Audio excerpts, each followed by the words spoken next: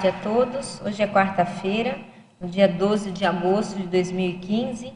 Esse é o verbete de número 3.477. Ele tem 7 páginas, 46 logias e 14 máximos. O tema de hoje é submissão cosmoética. A especialidade é holomaturologia.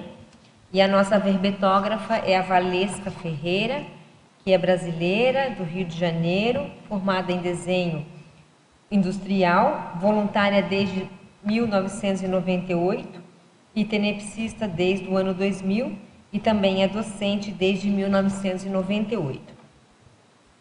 A submissão cosmoética é o ato de a consciência madura, homem ou mulher, submeter-se, integrar-se, subordinar-se, alinhar-se e unificar-se à inteligência do fluxo cósmico, ajustando-se à hierarquia evolutiva devida, com lucidez e discernimento, e atuando cada vez mais na condição de mini-peça do maxi-mecanismo multidimensional interassistencial.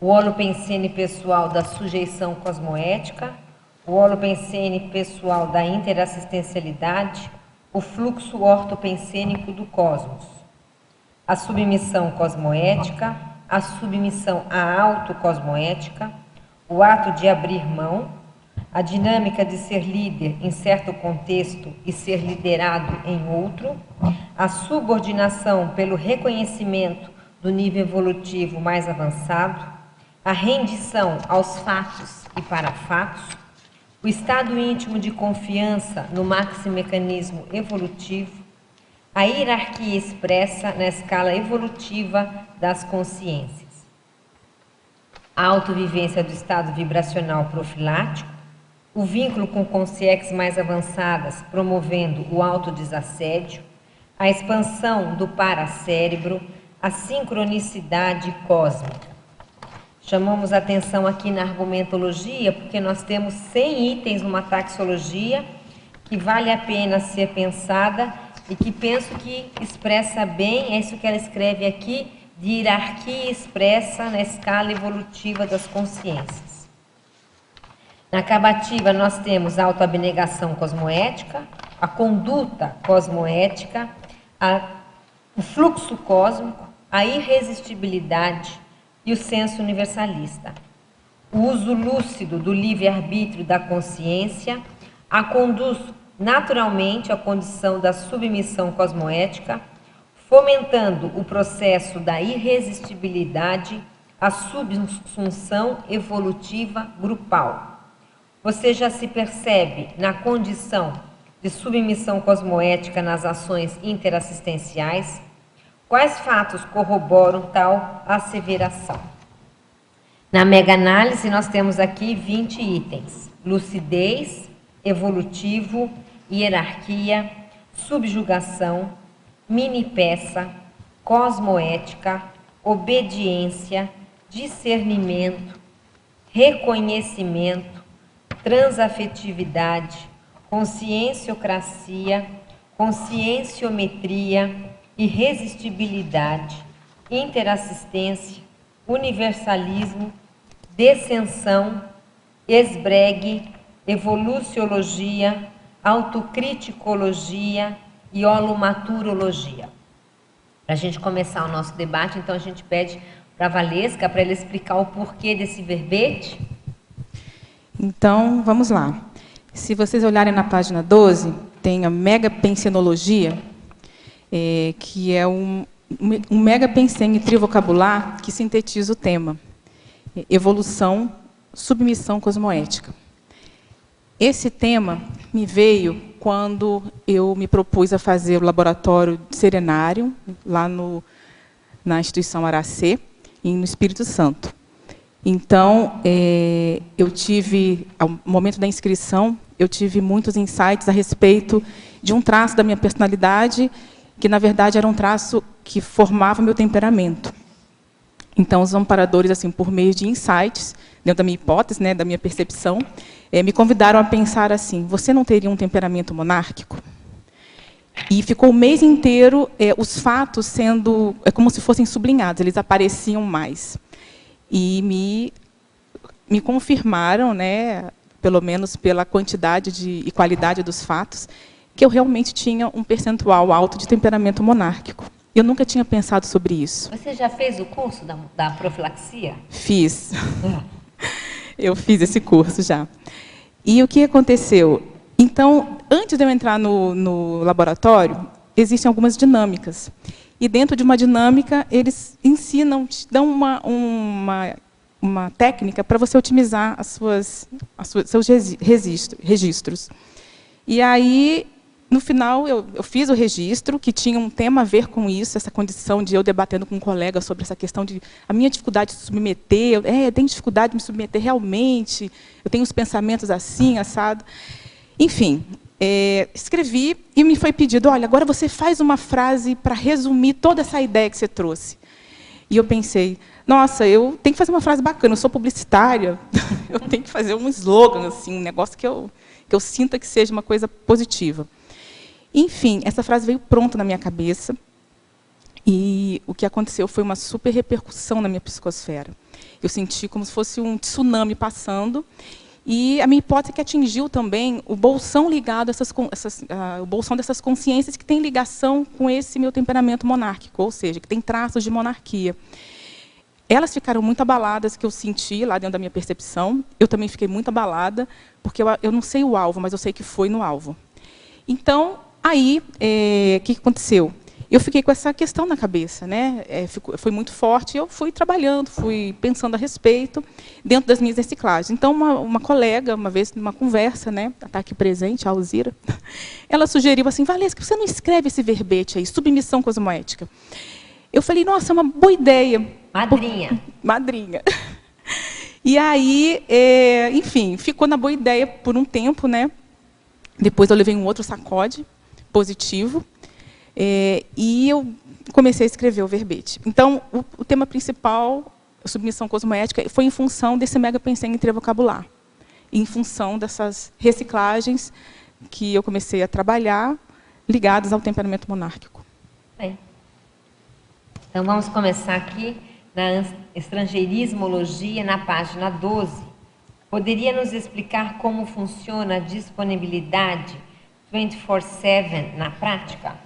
Então, 24/7 é uma expressão, né, estrangeira, da língua inglesa, 24 horas, 7 dias por semana. Então, são 24 horas por dia e 7 dias por semana que você fica disponível para os amparadores.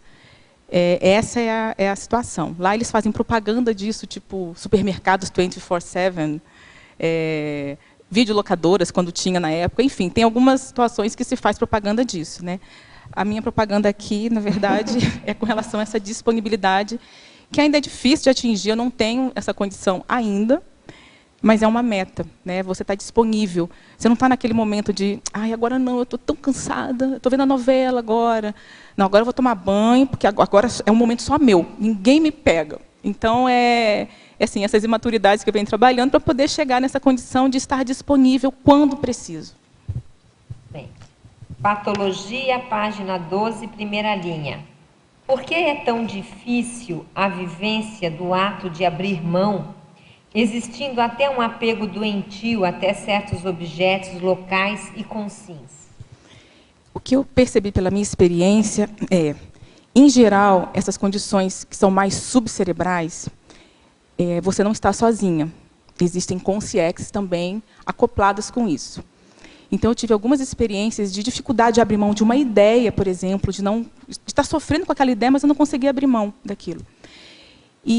Mas o que está por trás disso, Valesca? O que está por trás disso, eu acho que são as nossas irracionalidades, muito emocionalismo, são situações que às vezes são difíceis de nós acessarmos, porque nessas irracionalidades e emocionalismos tem crença por detrás. E essas crenças, muitas vezes, elas nos orientam em manifestações, é como se fosse uma roda torta do carro. Elas nos orientam, a gente vira o volante para a direita e a roda nos leva para a esquerda, fica numa situação meio estranha. Então, tem coisas que a gente passa batido. Sem muita reflexão, você não consegue elencar algumas crenças. Você tem que observar a manifestação, você tem que fazer reflexão da sua pensanidade. Mas o que eu cheguei foi nisso. E, em geral, essas crianças, como elas estão envolvidas com emoções subcerebrais, emoções assim mais atávicas, ligadas à sobrevivência, que não tem racionalidade. É que nem animal, né? É tipo animal, é bem subcerebral, né? instintivo. E tem vezes que você está lá, como é que ela se manifesta? Muitas vezes você está defendendo aquilo, e você começa a perder a razão, mas sobe a emoção, você vê tudo turvo, a sua argumentação ela fica falha, e a emoção aumenta, e você quer ter razão de qualquer forma. Então, tem muitas vezes a gente defende essa situação assim. Na fatologia, página 13, final da segunda linha. Como podemos melhorar nosso atendimento aos credores e paracredores evolutivos? Como distingui-los em meio a tantos contatos interconscienciais que temos na nossa vida? Bom, para começar, eu entendo que esses contatos que você faz, elas não são por acaso. Então, nós temos... você pode partir do princípio que todos esses contatos interconscienciais são credores. E cada um com o seu nível, o seu percentual de vamos dizer, de ligação com a sua pessoa, né, com a sua vida. E como fazemos para ajudá-los mais? O que eu tenho feito? Dentro da minha experiência, eu tenho um processo parapsíquico que eu tenho muita sensibilidade. E eu era muito reativa com isso. E o que eu tenho feito ultimamente? Já de uns tempos para cá. No momento de desconforto maior, em geral há uma pressão maior, e eu percebo as consciências se aproximando, em vez de eu ficar reativa, eu procuro relaxar e entrar num estado afetivo. E eu libero as energias, e eu acolho essas consciências. Então, eu percebi que eu vinha há muito tempo lutando contra, eu resistia, não percebia isso. A cobrança. As cobranças. Então, é igual você ter vários credores que você não dá satisfação, mas você ainda deve. Então, às vezes, uma palavra para um credor que você fala, olha, vocês me desculpem, eu não estou no momento em condição de atender, mas eu não esqueci de vocês. Então, eu estou me programando para poder atendê-lo melhor. Então, qualquer palavra que você dê, com sinceridade, não querendo se livrar da consciência, da consim ou da consciex, isso vai na sua energia e isso acolhe, isso atende naquele momento, parcialmente ou inteiramente. Então, essas experiências que eu vim vivenciando.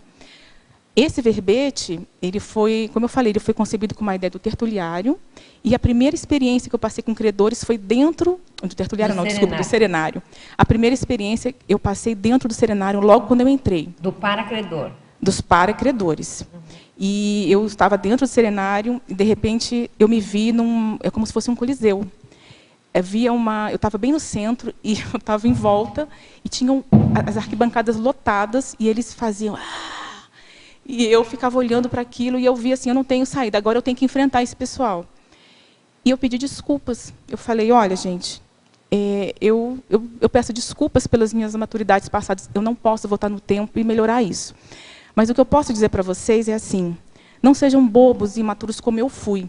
Se vocês quiserem se vingar de mim, vocês vão aumentar a interpretação com vocês. Então, sejam mais inteligentes do que eu fui.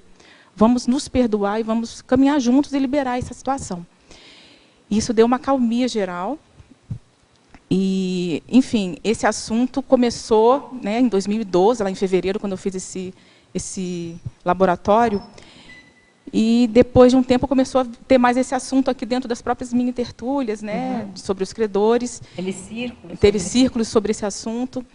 E eu vi que assim aconteceu lá atrás e eu fiquei feliz de ter acessado essa informação, porque para mim era muito importante, porque isso, de certa forma, é o que nós estamos fazendo aqui, é atendimento desses credores, né? E, como eu disse, com quem você tem contato, na dúvida, é um credor. Trate bem essa pessoa, mas o bem é cosmoeticamente, não é que você vai abrir todas as comportas, dar tudo que você precisa, não é assim. Você tem que ter discernimento nesse trato com o credor. Tem até um livro agora que é editado, um tipo de um caderno, né, Valesca? Fala isso aí. Eu vi esse caderno, eu já tenho o meu, né? Mas existe um livro que você pode comprar, ele é espiralado, né? Ele não é nem encadernado, né? Ele é brochura? Costurado. Ah, eu achei que era espiralado, porque eu tinha visto lá, tá. Mas ele é um livro grande, tamanho grande, que você pode... Já tem assim, várias instruções ali, né? Eu li ali aquele início, umas orientações. e te ajuda a se programar, assim, a se organizar para você ir colocando o nome das pessoas que você tem contato, que seriam esses potenciais credores, ou paracredores mesmo, que já tenham dessomado, e você coloca em ordem alfabética esses nomes, né? Oi? Quer falar? Ah, o Hernani, né? O Hernani, na verdade, então a dica é, na dúvida é credor. Na dúvida é credor. Que mal que você vai fazer assumindo que aquela pessoa seja um credor, passando dentro desse contexto de que você vai ajudar, assim, vai se predispor a assistir, mas está mais aberto para assistir mais aquela pessoa. Então, é positivo. Existe esse movimento, né, de ficar fazendo essa listagem de credores. Eu não sei se alguém aqui já fez, mas é bem interessante. Você começa a puxar lá da infância, e aí aquilo ajuda na memória, né? Esse movimento ajuda a memória. Ajuda a memória e ajuda você também até trabalhar num inventário da sua vida. Inventário, é. Porque você vai puxando e você vai evocando essas consciências. E você evoca a consciência, às vezes você evoca o contexto que ela estava, o contexto que às vezes você criou uma situação ali que não estava tão positiva, desconfortável. E aí você pode repassar esse contexto do passado com a sua maturidade atual, com o seu olhar atual. Então, isso já é um processo assistencial. Eu já vou passar a palavra aqui, mas também tem o credor dessa vida, que é aquele que te fez muito bem. E agora você deve a ele. Quer dizer, a dívida voltou para sua mão. Né? Às vezes não é uma pessoa que está te cobrando, mas é uma pessoa que te fez tão bem que você fica com uma espécie de dívida moral, né, com aquela pessoa. Mas não. Eu queria corroborar aqui que, por exemplo, a Consus tem o curso Autoinventariograma. Então, tem 6 sessões com 300 variáveis e um dos campos é o livro do credor. Depois de você inventariar o dia todo, assim, a aula toda, separa e coloca no livro dos credores os nomes ou as pessoas que você acha que vale a pena acrescentar. Então, é uma experiência muito interessante, sim.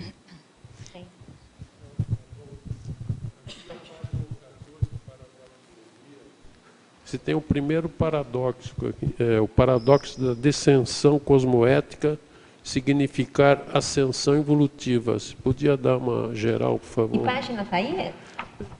14, tá, paradoxologia. Então, a descensão cosmoética significar ascensão evolutiva. Né, pelo próprio verbete aqui na rimiciologia que eu coloquei, da descensão cosmoética, na definição, ele trata disso, né, que é uma descida paradoxal, a descensão cosmoética. Ela desce dos pináculos humanos, dos processos, das condições anticosmoéticas, para ascender, alcançar a ascensão evolutiva. O que significa isso? É você abrir mão do orgulho, dos egoísmos, e isso, paradoxalmente, a princípio, aparentemente, pode parecer que você está descendo, você está evoluindo, você está caindo, mas, na verdade, isso significa uma ascensão evolutiva, uma ascensão moral, cosmoética, evolutiva. A submissão é uma descensão? Não sei. Sim. Pode explicar, eu posso colocar isso aqui dentro do... Deixa eu ver aqui. Parece um paradoxo, mas não era. É um paradoxo, parece ilógico, mas não é, né? Ele parece. Esse verbete, na verdade, ele tem esses processos paradoxais mesmo. Deixa eu procurar aqui. Aqui, na exemplologia, na página 15, eu coloquei a submissão cosmoética imprevista, que é o esbregue evolutivo favorecendo a maturação consciencial.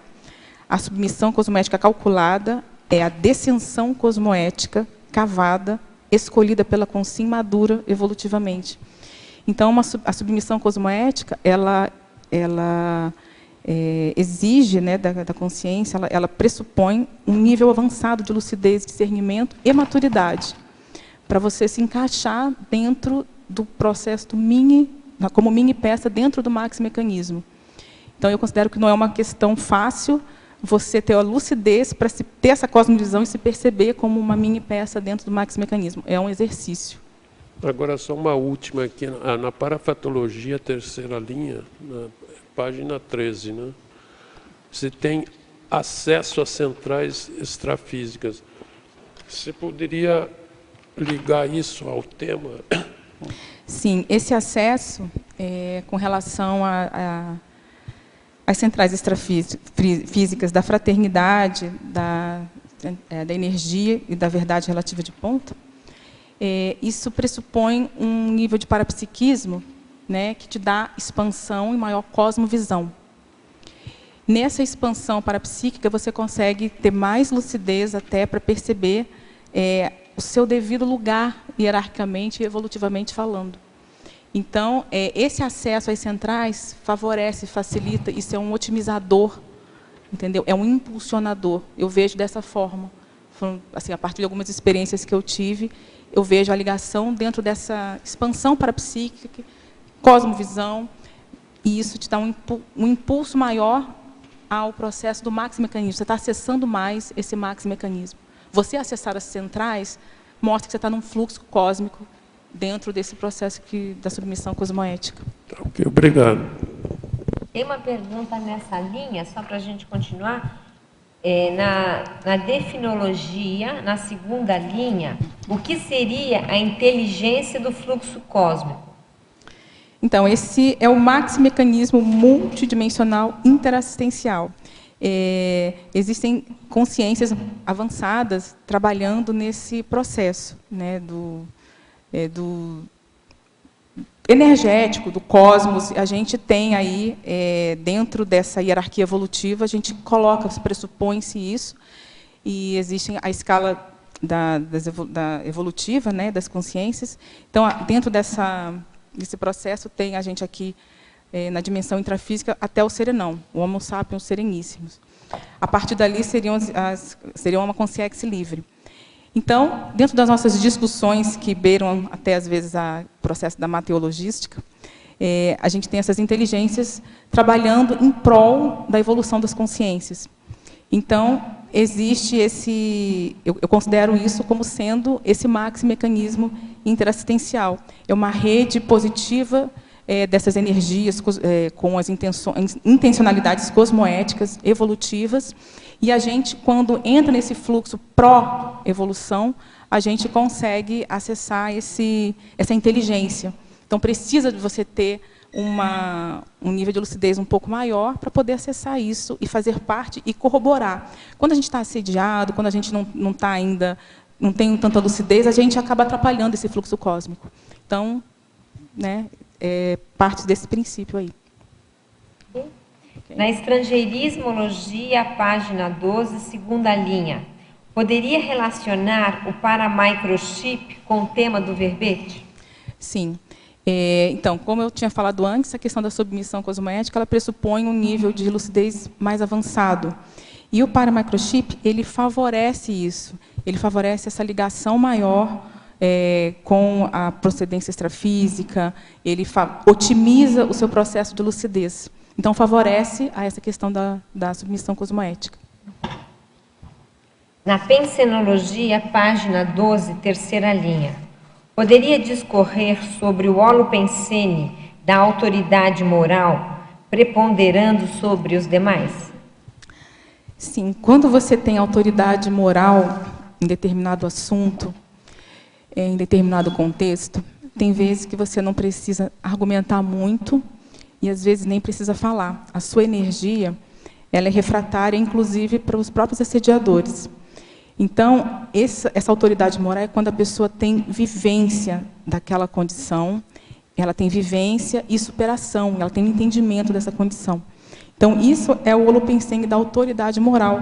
Quando ela prepondera sobre os demais, é aquela situação que eu falo da hierarquia evolutiva, que quando a pessoa reconhece aquilo, ela tem a lucidez para reconhecer aquela autoridade moral, até pela energia, simplesmente, quando essa pessoa tem essa vivência, tem esse domínio, teve superação nos fatos onde ela está se manifestando. Ela fica irresistível, né? Isso que você usa, mais ou menos? Ela fica irresistível. É quase como o evoluciólogo lá chamando você para... Falando, olha, esse é o melhor momento para você ressomar. Eu tive essa experiência, uma das minhas lembranças de curso intermissivo. E eu não queria ressomar, eu estava com medo. E eu lembro disso, foi muito forte essa vivência. Mas era irresistível, muito irresistível. Ele te convence pela autoridade moral que ele tem, pelo fraternismo, pela vivência. Enfim, você entende que aquele ser mais avançado ele é mais inteligente que você naquele momento ali, ele está com maior visão de conjunto, então é irresistível você não ceder ou não se deixar se convencer por aquela ideia. Patologia, página 12, sétima linha. Poderia exemplificar a repressão das consciências e a escravização consciencial? A repressão das consciências é uma técnica de assédio. Então, você reprime e você consegue manipular as consciências. Reprime sexualmente, você manipula as consciências. E, às vezes, em geral, a própria consciência, ela aprende de uma forma ruim para ela, mas ela aprende a se autorreprimir. E, às vezes, nós temos o processo da autorrepressão, que começou com uma repressão, às vezes na infância, às vezes numa vida passada, né? É muito comum na natureza humana ter processo de repressão, tanto de heterorrepressão quanto autorrepressão. Então, aqui é uma condição que ela... Na verdade, a repressão por si só, ela é um tema central neutro. Porque tem momentos que você precisa reprimir e depois trabalhar. Se você reprimir, e sem refletir depois, isso recalca. Mas tem situações que precisamos reprimir. Claro. Né? Então, é importante deixar isso claro. Mas quando você reprime outras consciências com fins anticosmoéticos, aí é um problema. Você pode gerar a escravização consciencial. Porque quanto mais a consciência fica reprimida, mais ela é manipulável. E aí você gera o escravismo, você gera uma dependência. Isso é antievolutivo, né? Isso é anti-fluxo cósmico. Não é inteligente, não faz parte do processo cosmoético do maxi-mecanismo interassistencial. Não faz parte no sentido positivo. É interessante chamar essa atenção, né, Valesca, que existem repressões necessárias, autorrepressões necessárias. Autorrepressões necessárias, pessoa... que a gente pode chamar de contenções. Contenções, que é quando você disse lá, eu tenho um apego, mas eu seguro esse meu instinto atávico. Isso é uma repressão positiva, né, evolutiva, necessária, vamos dizer assim. É um autocontrole, né? Agora, existe a heterorrepressão, que normalmente né, ela é antievolutiva. Ela fica antievolutiva. Na fatologia, na página 12, final da sétima linha, gostaria que explicasse a obsessão pela dominação da consciência incapaz de submeter-se à autocosmoética.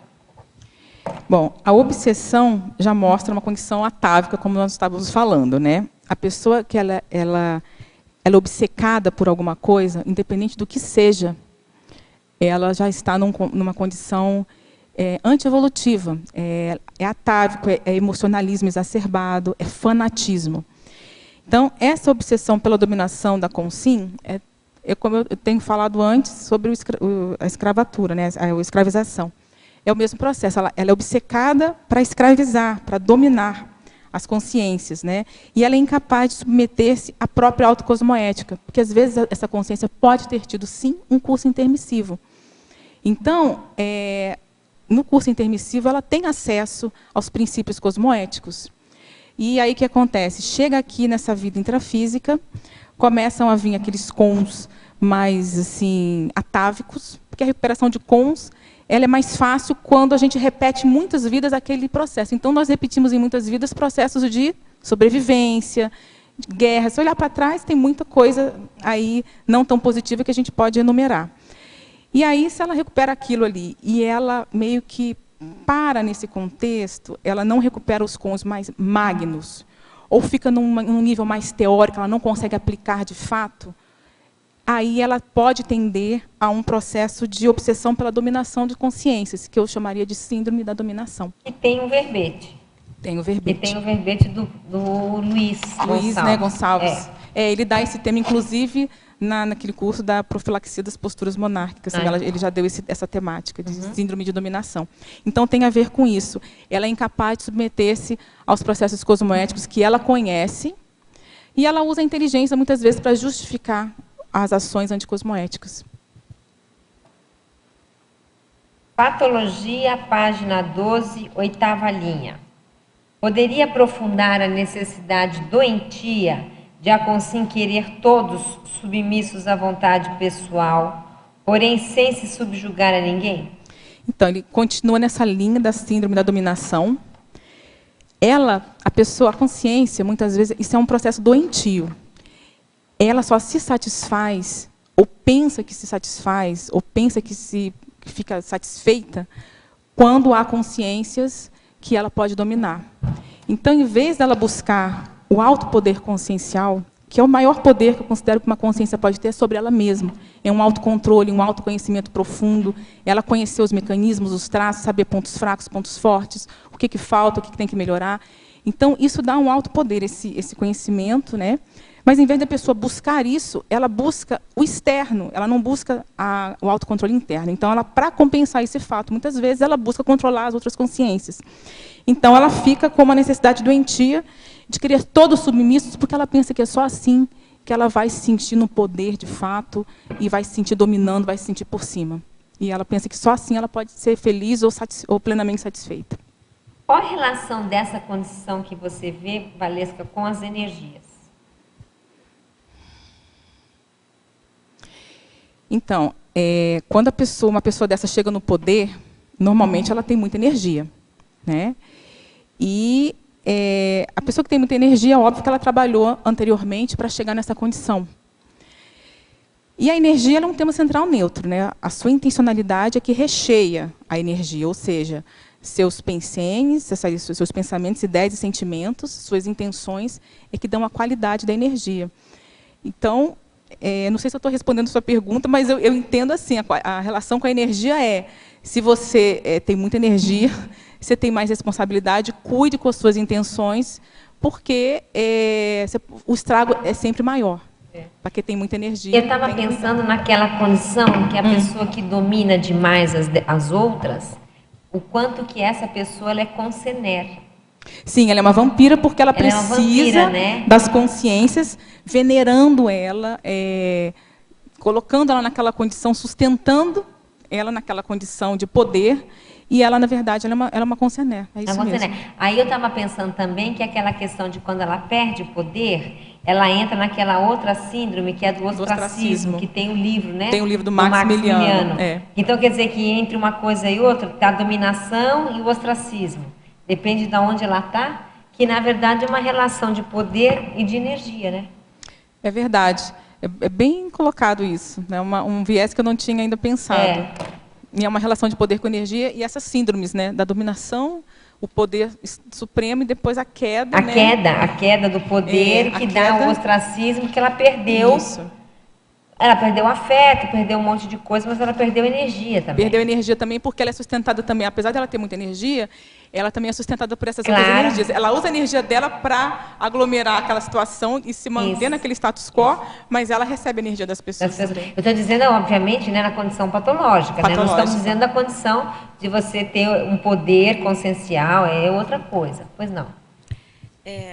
Valesca, ainda voltando ao mega-pensenologia, na evolução, submissão, cosmoética. Aí você relatou o seu caso, o caso de você ter descoberto a questão da monarquia, mas também tem o outro lado, do que foi submisso. Então, do plebeu. Recentemente teve até um encontro, o curso. E eu acho, quer dizer, na minha posição, acho que eu me coloco mais na questão do plebeu, e vejo que também tem que ter submissão, embora sabendo que é uma submissão, mas desde o momento que você descobre que esta submissão é cosmoética e com o objetivo de assistir, não tem mais sofrimento. Você já tem discernimento do que você está passando, está assistindo aquela pessoa até para ter uma mudança desta pessoa que tem a postura monárquica. Entendeu? Agora, o difícil é esse pulo do gato. Aquele que é submisso, entender que ele não pode ser submisso, vítima, sofredor e eternamente entregue àquela automanipulação, né? Entendeu?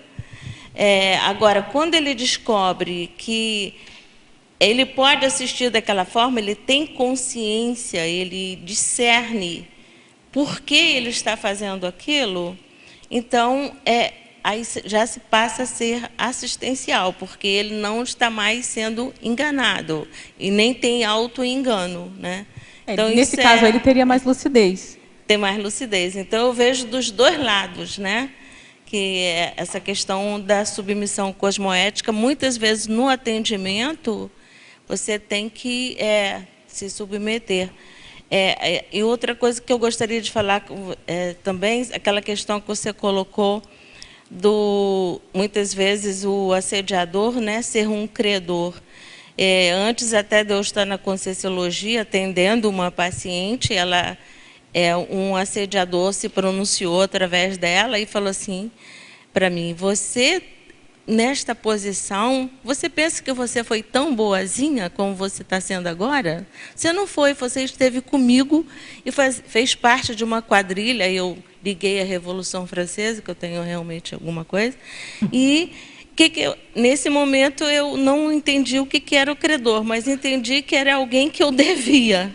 E eu convidei ele a participar da minha evolução e que ele ficasse junto. Ele falou assim: eu vou continuar te observando. Se realmente for bom, eu continuo perto de você. E eu já tive uma resposta que ele está num patamar bem melhor, através de uma psicografia que ele me enviou. Então, acho que realmente é isso, né? A gente entender que um assediador muitas vezes é um credor e está conosco porque até gosta da gente, gosta das nossas energias, mas a gente também, pode ajudar. A gente também gosta dele, não esquece. E a gente pode ajudar para ele mudar de patamar, né? Então, isso é muito importante. Obrigada. Tem pergunta aí? Patologia, tudo bem? Patologia, página 13, sexta linha. Poderia comentar sobre a descensão cosmoética, comparando com a liderança cosmoética? Sim, eu até penso que a descensão cosmoética, ela é um movimento que faz parte de todo e qualquer bom líder. Que é uma condição de você também fazer concessões cosmoéticas, né, evolutivas, você ter uma visão de conjunto, porque o líder, ele não é o dono do poder. Ele, teoricamente, o bom líder, ele tem aquela autoridade moral que a gente estava falando, né, das vivências. O ideal seria isso, né? Então a gente vai aprendendo, vai se colocando em condições que a gente pode liderar, que tem mais experiência, e essa é a proposta, ter mais autoridade moral. E essa descensão cosmoética, com relação ao líder, eu vejo que é esse movimento, como eu falei, é importante, quanto maior a lucidez, a gente buscar situações onde, num português claro, a gente desça do salto, baixa a crista, às vezes sobe aquela onda de arrogância, a gente, se auto-percebendo, segura um pouco mais. E, com um pouco mais de lucidez, a gente pode também procurar movimentos, dependendo do seu contexto evolutivo atual, no caso meu, eu posso dizer, onde você não se sobressaia tanto, dependendo das suas condições de traços, de temperamento, né? Então, eu vejo essa ligação através dessa condição onde todo bom líder ele deve cavar a sua descensão cosmoética, ele deve buscar maior lucidez, porque ele deve procurar uma condição onde ele cada vez seja mais mini-peça, né, dentro desse maxi-mecanismo. Bem. Legislogia, página 14. Poderia explicar a consideração das leis cósmicas? Então, essa condição é quando a gente tem uma visão maior de conjunto, uma cosmovisão, a gente começa a ter, dentro desse paradigma consciencial, você começar a considerar isso nas suas manifestações. Então, isso implica em maior lucidez, implica em recuperação de cons magnos, a gente ter um parapsiquismo também, buscar esse desenvolvimento maior parapsíquico, porque aí você pensa em cosmoética, você não pensa em ética. Essas leis cósmicas são leis da cosmoética, por exemplo. Então, você ter essa visão não somente intrafísica, mas multidimensional. É basicamente isso.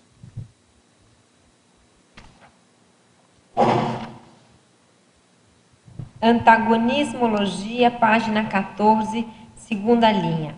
Poderia fazer um cotejo entre o antagonismo autossubmissão cosmoética, heterossubmissão anticosmoética. Então, a autossubmissão cosmoética é essa que a gente propõe, né? Então, a heterossubmissão anticosmoética tem vários exemplos. É quando você se submete a um assédio. Então, ela é uma heterossubmissão anticosmoética. Quando você dá o poder para alguém além de você, quer dizer, você tem o seu poder e você dá esse poder para outras pessoas, delas te ferirem, delas te afetarem negativamente. Então, isso é uma heterossubmissão cosmoética. Anticosmoética. Então, eu faço esse cotejo para poder a gente entender esse movimento nosso, até de chegar num ponto de imperturbabilidade. Foi essa a minha ideia, né? Você chega num ponto de imperturbabilidade quando você tem a sua submissão à sua própria cosmoética, à sua autocosmoética, e você não se submete a nenhuma condição anticosmoética, ou seja, as coisas deixam de te afetar tanto, porque você, com esse movimento anterior, você tem um poder consciencial maior, um alto poder. Parabéns pelo verbete. Obrigada. Em fatologia, só que é na página 13, na segunda linha ali, o atendimento aos credores e para credores evolutivos. Eu acho que eu não entendi bem a questão evolutivos, aí eu fiquei meio na dúvida. Por que está evolutiva, é isso? Isso, é. Depois tem mais uma outra pergunta, por favor. Tá, você quer entender o evolutivos? Por que está o evolutivo aqui? Ele colocou Porque essa interação desse atendimento, ele é uma interação evolutiva. A gente faz parte da nossa vida, é cosmoético errar. A gente, às vezes, cria interprisões e tudo mais. Então, isso faz parte da nossa vida. Então, isso é evolutivo, porque a gente vai aprender com os erros. Então, quando você atende uma pessoa, um credor, que você cometeu algum erro, isso é positivo, se você está aberto para aprender com o erro. Então, isso é evolutivo. Esse movimento ele faz a gente crescer, esse atrito. E é inevitável. E é inevitável, porque evolução pressupõe coisas novas, situações novas e novos erros também, né? Ah, sim, entendi. E, por favor, na página 14, em sindromologia, ali, a remissão da síndrome da dispersão consciencial. Poderia ampliar? Na página 14, sindromologia, está onde? A remissão da síndrome da dispersão consciencial. Então, essa síndrome da dispersão consciencial, a ideia de eu colocá-la aqui é quando... O viés que eu trouxe, essa síndrome, é quando você tenta desviar do que você tem que fazer.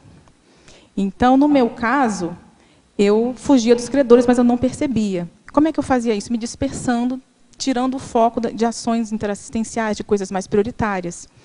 Então, eu dispersava, eu entrava em devaneio, eu não conseguia aprofundar em certas situações, isso tudo me dispersava, esse movimento. Quando eu comecei a perceber essa questão de atender os credores, de fomentar esse movimento interassistencial, isso me ajudou, começou a me ajudar a ter mais foco nas coisas. Então, nas ações interassistenciais, por exemplo, e não nas reações de repelir essas consciências.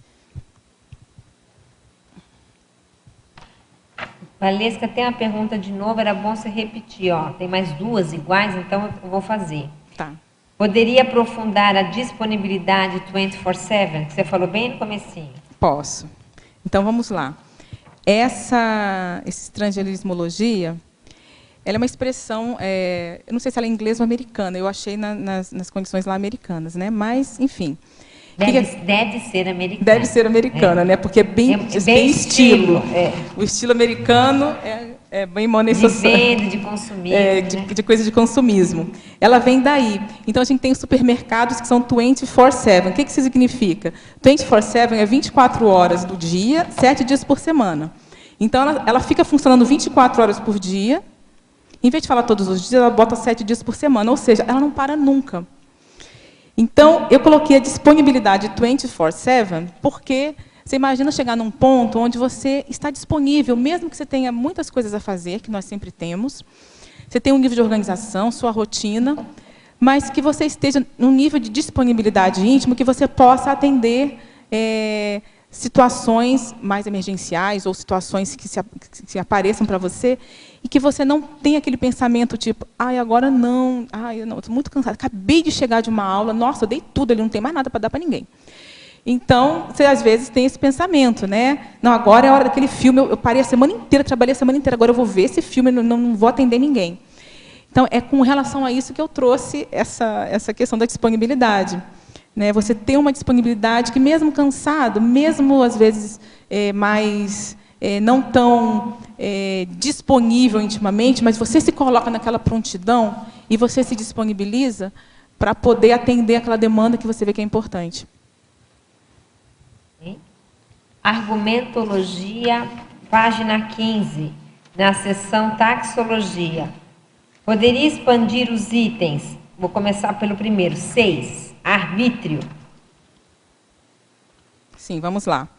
Isso é um paradoxo, porque assim, o conceito de livre-arbítrio é que você pode fazer qualquer coisa, você tem liberdade. E aí tem o determinismo evolutivo. O que é esse determinismo evolutivo? Ele é uma lei básica do universo que todos os seres vão evoluir através da interassistência. E não dá para fugir disso. E quanto mais livre-arbítrio você tem, mais lucidez, mais você enxerga isso. Então, você usa seu livre-arbítrio de forma inteligente, que é essa condição da interassistencialidade. E isso é uma espécie de determinismo evolutivo.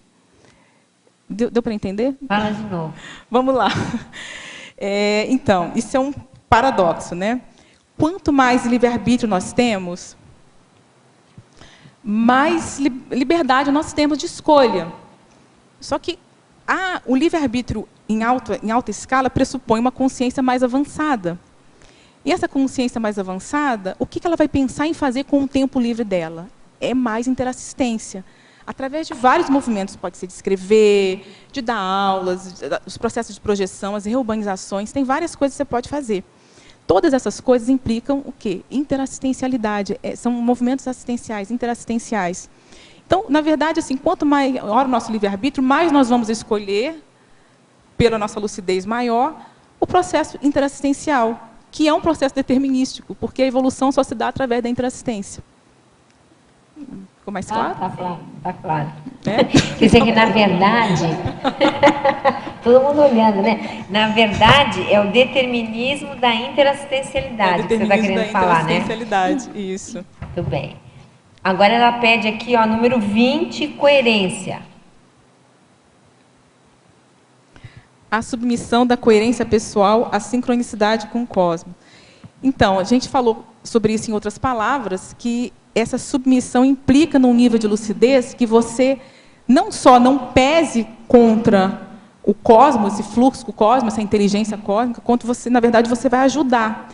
Para você ajudar esse fluxo cósmico, que é esse maximecanismo interassistencial, você tem que ter um nível de coerência, que aí você não entra em conflito, não entra em autoassédio, não fomenta heteroassédio. Então, o processo da coerência pessoal, ela ajudando, assim, ela no nível mais alto, no nível mais desenvolvido, quando submetida à sincronicidade do cosmos, ela ajuda essa sincronicidade, ela favorece, ela otimiza esses movimentos. A gente pesa menos, a gente é mais assistente e menos assistido. Eu queria falar só uma coisa rapidinho a respeito dessa taxologia, que uma proposta, uma fórmula que foi feita para eu trabalhar nessa... que se formou na hora que eu estava fazendo a taxologia foi... Existem sempre dois elementos, né? O que se submete, né, a submissão da situação 1 à situação 2. Então, essa situação 2 é sempre um qualificador da situação 1. É sempre o quê? Um qualificador. Qualificador. Só para vocês entenderem isso, até tirarem dúvidas, caso tenha dúvidas. A lógica é que o 2 qualifica 1. Isso, a lógica é que o segundo elemento qualifica o primeiro. Por exemplo, a submissão, ela, do ponto de vista, se olhar de maneira geral, ela é patológica, né? Digamos assim. Eu estou querendo que você me corrija. Se a gente pegar no dicionário, Um dos entendimentos é que submissão é você ser humilde e você abrir mão de uma vontade pessoal em favor da vontade do outro. Então, ela, no consenso, no comum, ela teria uma vertente, tem essa tendência, essa vertente. De vitimização, de patologia, de tudo isso. Quando se usa ela de uma forma coesa, lúcida, discernida, em prol da interassistencialidade, ela já assume um outro patamar, ou seja, sai do trafar e entra no trafor. Isso. Vamos chamar assim, que se é que a gente pode dizer, uma submissão lúcida, coerente e cosmoética. Se é que a gente pode, para poder qualificar, né? Sim.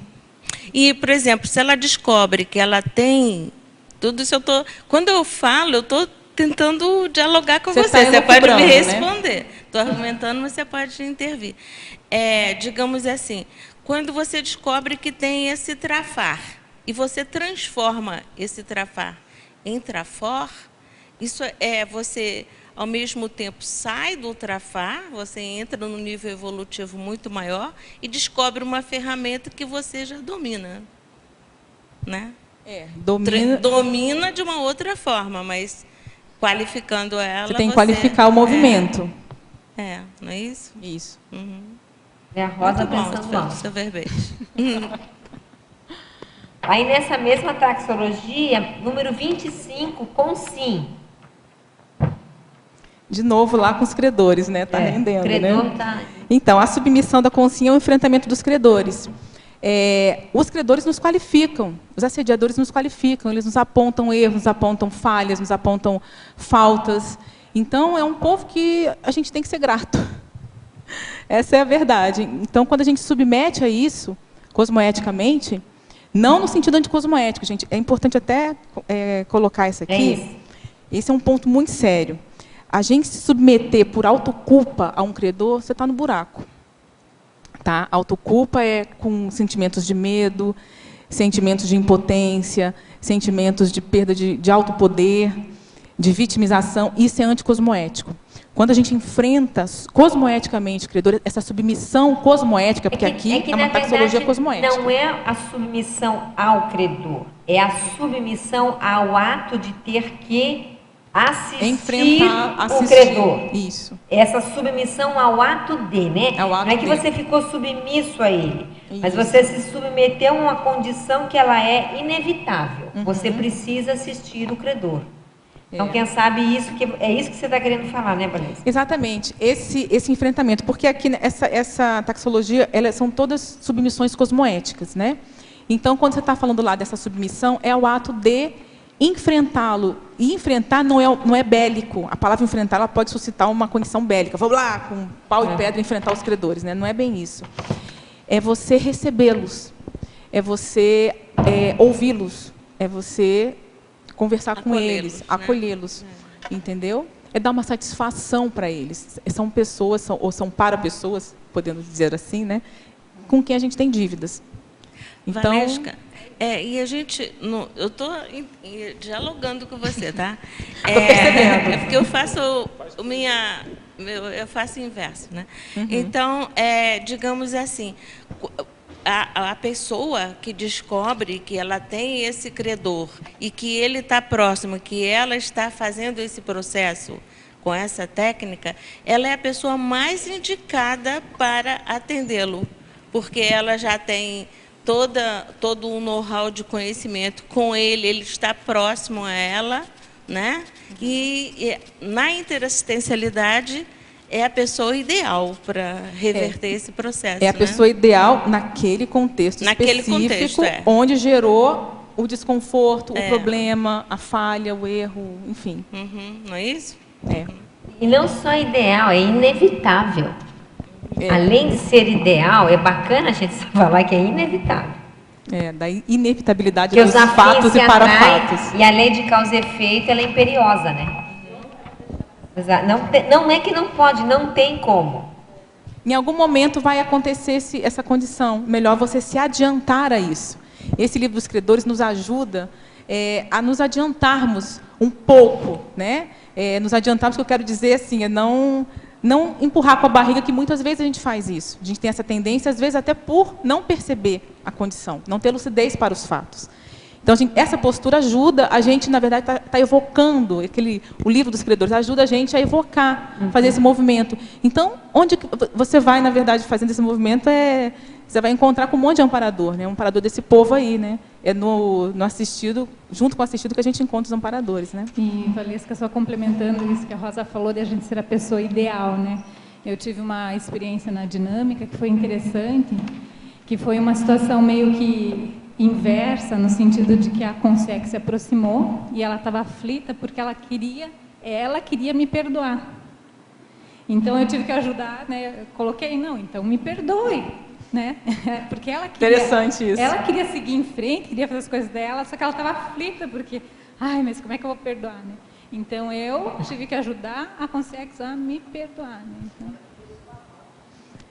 Então, na verdade, né? É um pouco, me parece um pouco o contrário, né? Mas, porque o perdão, você pode até fazer, sem a pessoa estar perto, é interno, né? É intraconsciencial, é íntimo. Mas acho que ela precisava de alguma coisa de você, né? E você, que bom que você estava lúcida para poder ajudar, né? E aí? Posso contribuir? Pois não. Eu acho uma das coisas que mais ajuda, que eu vejo que você botou aqui na 3 itens da conscienciometria, é a pessoa fazer análise, né?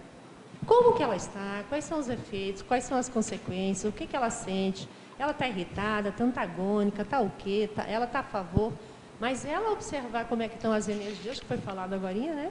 Como que está o pensene e como que ela está com relação a essas circunstâncias e os contextos. Mas a pessoa tem que se auto-perceber. Se ela não consegue auto-perceber para chegar a um diagnóstico e saber o que está acontecendo, ela fica debatendo, fica se defendendo o tempo todo. E essa autopercepção, ela dá uma dica do nosso público-alvo. A nossa ProEx ela é baseada no nosso temperamento. Então, e a nossa ProEx implica em nós atendermos interassistencialmente, né, interassistencialmente, esse público-alvo, esses credores. E a gente, se pesquisando e entendendo nossos traços, isso facilita, favorece a gente distinguir os bolsões, os públicos-alvos que nós precisamos ajudar. Okay. E ela pede também que você fale um pouquinho mais sobre o número 62, manifestação. A submissão da manifestação holossomática à glasnost. Tem a glasnost e a transparência, né? Existe a gente que trabalha dentro da Consus, eu sou voluntária de lá, existe um amparador, né, chamado, que a gente nomeia como glasnost. Então, esse é o processo da transparência. Então, a manifestação holossomática, ou seja, a manifestação dos seus veículos, a sua manifestação pessoal, isso é um nível de sinceridade muito grande, exige uma coragem muito grande, você ser muito transparente. Né? E, óbvio, também exige cosmoética, porque isso não implica em jogar a verdade na cara dos outros. Não quer dizer você fazer um estupro evolutivo, ou, enfim, ser grosseiro ou mal educado. Não é essa a questão. Mas você ter a coragem de manifestar tranquilamente seus pontos de vista, mas não necessariamente falando, na sua energia. Né? Por mais que a gente não esconda nada na energia, mas a gente faz, muitas vezes, força para esconder as coisas. E quando a gente está tentando esconder alguma coisa, a gente está fazendo uma defesa de alguma coisa egoísta ou alguma coisa anticosmoética. Então, aí, você submeter a sua manifestação à transparência, mesmo com erros, mesmo com fissuras, isso mostra um nível de coragem e mostra que você está com um poder assim, sobre você mesmo, um poder moral de fazer isso, porque você está em movimento, está reciclando. Né? Você vai ficar perfeito amanhã e só quando você se supor perfeito, você vai, agora vou abrir a vitrine, que ninguém vai mais me jogar pedra. Não é por aí. A ideia é abrir a vitrine com a loja em construção ainda, que somos nós, em movimentos de reciclagem. Exemplologia, página 15. Poderia explicar? Vamos lá. Submissão cosmoética imprevista é o esbregue evolutivo favorecendo a maturação consciencial. A submissão cosmoética calculada é a descensão cosmoética cavada, escolhida pela consciência madura evolutivamente. Então, essa submissão cosmoética imprevista, ela é quando você toma aquele esbregue, que pode ser numa cariação, pode ser um amparador que te dá aquela puxada de orelha, você fica vexado, aquela projeção vexaminosa. Ela não foi prevista. Então, você não cavou, não calculou aquilo. Mas ela pode ser muito cosmoética e, quando você se submete a essa condição, ela é muito positiva, ela é muito evolutiva, ela ajuda, ela favorece o processo da maturação consciencial. Isso eu coloquei aqui como minha experiência, né? Uma época que eu passei por uma cariação. Nossa, eu queria cavar um buraco e me esconder ali embaixo, né? O Glasnost foi para o nível 0. Mas aquilo me ajudou muito, porque me fez fazer um movimento. Então, ajudou nesse processo de maturação consciencial. Eu não previ aquilo. Eu quero evoluir, mas, nossa, eu não sabia que tinha que pagar o preço tão alto. Não na época. Então, a gente tem essa coisa, não, eu quero evoluir, yes. Aí você vai lá, tem que fazer o quê? Como é que é? Não, peraí, então vamos com calma. Isso aí, assim, enfim. Então, começa aquela coisa do jeitinho, né? Não dá para esperar um pouquinho mais? Então, muitas vezes acontece aí essa condição imprevista que te empurra, porque é uma condição que às vezes você não ia querer enfrentar na sua lucidez ali do momento, né? Você ia achar difícil ou ia ser uma condição normalmente é uma condição mais difícil. Aí, quando a gente matura, tem um processo evolutivo assim, as reciclagens estão mais dinamizadas, a gente já consegue ter um processo cavado de buscar a crise, de buscar as situações mais que você sabe que vai te colocar em xeque seus trafares, sabe que vai te desafiar a reciclá-los. Então, essa é a cosmoética calculada. É quando você já busca a crise, mas não de vitimização, não de sofrimento, é crise de crescimento, né? E aí, no português, claro, como eu dei o exemplo anterior, você desce do salto, você baixa a crista, baixa o nariz, aprende a abrir mão, se põe na casinha, né? Às vezes a gente sai da casinha, né? Então volta para a casinha. Volta para a casinha. É muito bom esse exemplo. Volta para a casinha, né? Entendeu? Então, é esse processo aí que eu entendo como esse exemplo. Foi a ideia que sustentou esse exemplo. Agora, Valesca, não sei nem bem seu tema do verbete, mas eu fiquei pensando. O esbregue pode gerar um trauma. Pode. E como é que... Eu estava até pensando em trazer esse tema para o círculo, né? Como superar esses traumas? Vamos lá. Complicado, né? Alguma sugestão? Como superar esses traumas? Como superar? Porque os esbregues podem gerar traumas. Ela estava falando de esbregue, que é o exemplo que ela trouxe, né? Eu tomei um esbregue, vamos dizer assim. Eu sou uma pessoa muito forte. Mas quem não tomou esbregue nessa vida ou na intermissão, todo mundo. Então, exatamente. Então, a questão não é o problema, não é o esbregue. Ao contrário, o esbregue é muito positivo. É a forma como que você lida com o esbregue. Então, é inteligente pensar...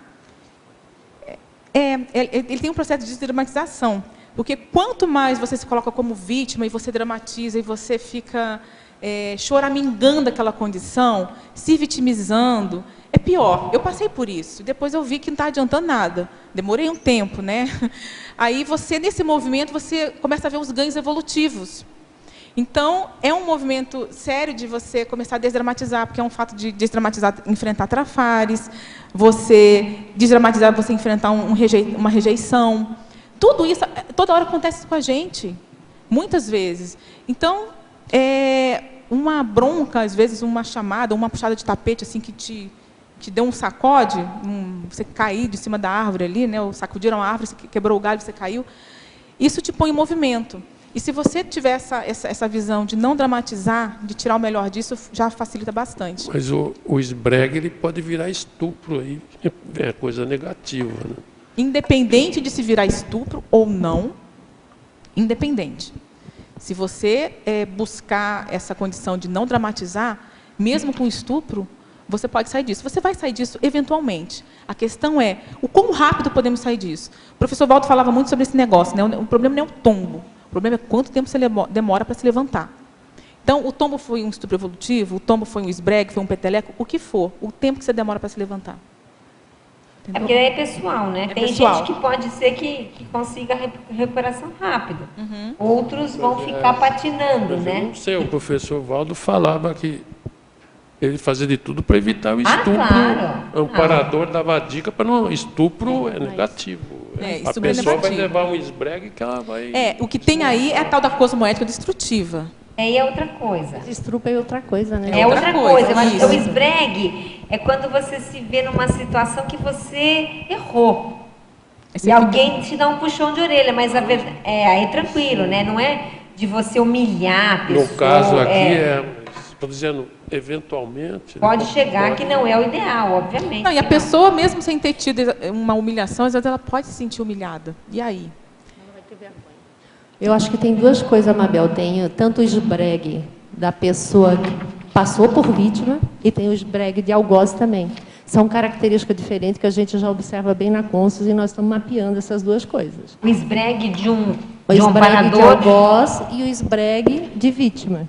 São características e elas aparecem de maneiras diferentes. Os traços são diferentes. Não, mas explica qual que é o de algoz e qual é o de vítima. Por exemplo, o esbrega de algoz é a pessoa que normalmente ela se defende muito e reage com relação a quando vem um padrão daquela energia que é onde ela fez, digamos, alguma coisa que não foi adequada. E a vítima não. A vítima ela entra muito no processo de exigência, de autocobrança. Ah, tá. Ela entra no processo de querer cobrar alguma coisa de quem fez o esbregue com ela. Retaliar. E o outro não. E o outro se defende. Então, você pode ver que são duas características bem distintas. Uma de algoz, outra de vítima. E tem esbregue de amparador e esbregue de assediador, que é o que ele também está falando. Tem mais essa classificação. Esbregue de amparador, geralmente você sai sorrindo e agradecendo. Eu tenho, por exemplo, assim...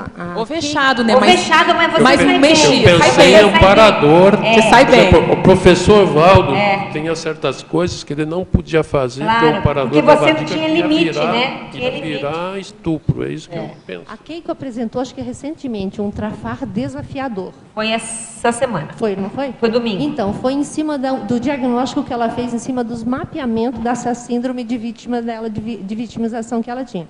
Na hora que ela conseguiu mapear, observar quais eram os traços, como que ela entrava nos efeitos, nas consequências do esbregue, que ela falou assim, gente, mas o esbregue faz o que na pessoa? Uma distorção cognitiva. A hora que a pessoa tem uma distorção cognitiva, a interpretação de abordagem com relação a ela já foi. Já foi. Então, ela precisa do outro. Por isso que o professor Valdo sempre fala muito da consincobaia, que é onde que a gente vai mapeando isso. A hora que a Keiko viu isso, é um exemplo claro, ela reverteu a moeda. Fez um verbete, o verbete dela está de alto nível, está muito bom, que vale a pena realmente dar uma aprofundada. E eu vejo, mas é autopesquisa, né, Mabel? A pessoa vai ter que enfrentar, buscar, observar onde tem aqueles efeitos, consequências, e exige tempo. Exige tempo. Ela estava falando nesse verbete que ela defendeu, você falou assim, mas Keiko, como é que você conseguiu? Recim 2. Keiko, mas como é? Recim 2. Era tão engraçada, ela repetia, porque foi ali que ela descobriu, né? Foi ali no trabalho de consincobaia, de conscienciograma, que ela se identificou, né? Baia, e eu acho que até os 5, ela sempre estava no mesmo modus operandi, de defesa, defesa, defesa, e exigência e autocobrança. Na hora que ela entendeu aonde que estava a distorção cognitiva com relação à interpretação dela, ela mudou, ela não podia. Porque aí é decisão pessoal. Aí a virada. Terezinha. Que em cima desse o esbregue evolutivo, eu acabei lembrando que eu tive um bem recente também, que foi o professor Valdo que falou umas coisas para mim, que ele falou assim, a respeito realmente da minha maturidade e tal. Então, eu vejo que a consciência deve estar pronta naquele momento para receber esse esbregue, penso eu, porque pelo jeito ele fez essa opção naquele momento. Só que, porém, aconteceu assim, embora eu ficasse assim, em estado de choque, porque não deixei de ficar, com toda a atenção que ele me deu. Bem-vinda. No dia seguinte, quando eu cheguei na mini, assim, ele me chamou à parte e perguntou, e daí, tu dormiste à noite? Então, assim, foi a questão do acolhimento que a gente tem e que deve ter, eu acho que a consciência após isso aí. Que se tu dá um esbregue e a pessoa fica ali, como eu fiquei bem, assim, tocada, assim, foi bem difícil para mim entender, mas se tu tem, após isso aí, esse acompanhamento, aí eu vejo a parte positiva até para o entendimento da gente, né? E foi o que aconteceu comigo, né? Para mim foi bem positivo esse esbregue.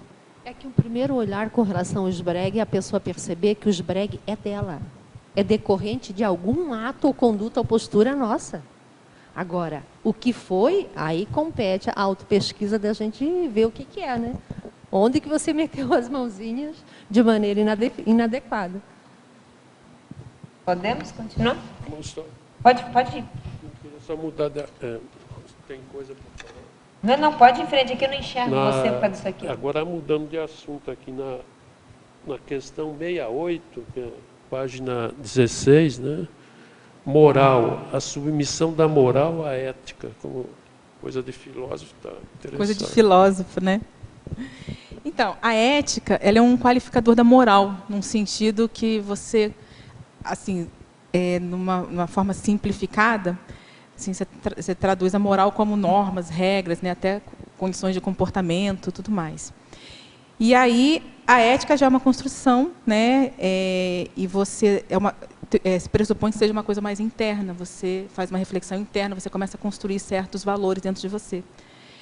E, quando você vai mudando, essa ética que você chegou, ela vai, naturalmente, voltar para a moral ali, para a regra, para a situação, e ela qualifica essa regra, ela melhora essa regra. Então, é nesse sentido. Correto. Correto? Mabel, posso fazer uma pergunta? Pois não. Valesca, parabéns pelo verbete. Obrigada. Na página 12, patologia, a última linha, você coloca o trabalho em grupo a partir da submissão à ideia mais avançada de ponta. No seu caso, qual foi a ideia mais avançada que fez você se submeter? Que fez eu? Qual foi a ideia mais avançada que chamou mais a sua atenção?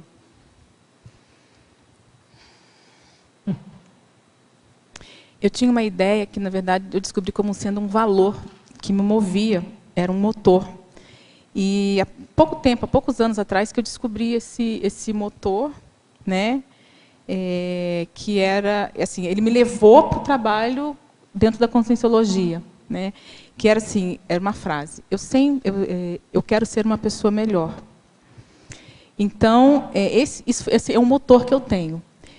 Quando eu descobri, lá atrás, em 97, a conscienciologia, eu via que eram pessoas que estavam buscando alguma coisa. Eu estava muito perdida quando eu cheguei lá. Mas uma perdida que, pelo menos, chegou, né? E ali eu fui descobrindo para onde esse motor ia me levar. Então, ali que eu fui descortinando essa situação para mim. Aí eu via que era ali mesmo. Era muito intuitivo antes, mas ali era um grupo, e eu percebi que eu precisava de um grupo para me ajudar, para eu poder assim, melhorar e para poder contribuir mais. Então, mas você acha que essa ideia motor e ideia avançada de ponto é a mesma coisa? Não escutei. Ideia avançada de ponto que você colocou aqui, motor que te move é a mesma coisa? Não vejo que seja a mesma coisa, não. Esse motor me move para... assim, eu não consigo pensar agora numa ideia mais avançada. Eu tenho várias ideias para as quais eu sou assim, muito direcionada. Uhum. Mas eu posso dizer assim, uma das principais ideias que me atraem, né, que me fazem, que me deixam submissas cosmoeticamente a essa ideia, é a questão da conscienciometria. Então, isso inconscientemente me moveu muito, porque eu tenho essa... Eu não posso dizer obsessão, que é feio, né? Mas assim, eu tenho uma coisa muito forte com a parafisiologia, para entender como é que a gente funciona, como é que o sexo funciona, como é que os mecanismos atrás do reloginho, ali, aqueles motores, enfim. Eu adoro isso, então eu sou bem ligada com essa situação. Então, é óbvio que eu acabei parando lá na conscienciologia, porque se falava também de autoconhecimento, essas coisas, né? E essa coisa de querer ser uma pessoa melhor me faz o quê? Eu tenho que entender como é que eu funciono para eu poder melhorar, para poder ajudar mais. E aí, então, eu vejo essa interligação. Okay. Obrigada. Nada. Paradoxologia, página 14, início da segunda linha. Gostaria que expandisse o paradoxo de quanto menos a consciência pede para si, mais ela recebe. Então, essa daí é a questão, tem a ver com o egocídio. A pessoa, ela começa a parar de pedir para ela começa a ser menos assistida e ela começa a ser mais assistente. Nessa questão de pedir menos para si, na verdade, ela está pedindo menos para si porque ela pode estar se esforçando para isso, mas também, quando a pessoa vai ficando mais avançadinha, ela está num nível de satisfação maior, interno, intraconsciencial. A pessoa num nível de satisfação maior, ela pede menos para si. E ela recebe mais porque ela, com a lucidez e com a maturidade, ela começa a ficar grata e perceber os ganhos evolutivos que ela tem fazendo assistência. Porque é difícil essa condição de gratidão e de perceber os ganhos que nós temos, aportes. A gente volta, muitas vezes, o olhar para o nosso ego e fica pedindo para a gente. E a gente, às vezes, está recebendo vários aportes e, sem a lucidez devida, nós não enxergamos isso. E a gente continua pedindo uma coisa que, muitas vezes, a gente já tem. Eu já levei um esbregue de um amparador, quando eu pedi uma coisa para ele. Assim, nossa, eu preciso tanto disso. Ele, você já tem isso. Para de pedir o que você já tem e olha ao seu redor. Foi uma coisa assim mesmo, sabe? Eu brinco, né? Eu criei um neologismo que é o lato pensene. Eu falo que é o pensene na lata do amparador. Lata pensene. Então, isso acontece assim com uma frequência, assim, uma certa regularidade, não muito, mas tem uma certa regularidade. Eu penso em alguma coisa que não está meio equivocada, ou não está deslocada, e vem aquele lato pensene que corrige na hora, sabe? Então, eu lá pensando naquela coisa, pedindo, né, exigindo, cobrando, demandando, e veio essa ideia, assim, para de pedir o que você já tem.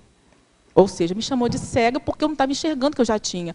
Então, cadê a minha lucidez nessa hora? Então, é isso, né? É o processo de você aumentar a lucidez e aprender a ver o que já recebeu e parar de pedir para si. Alzira.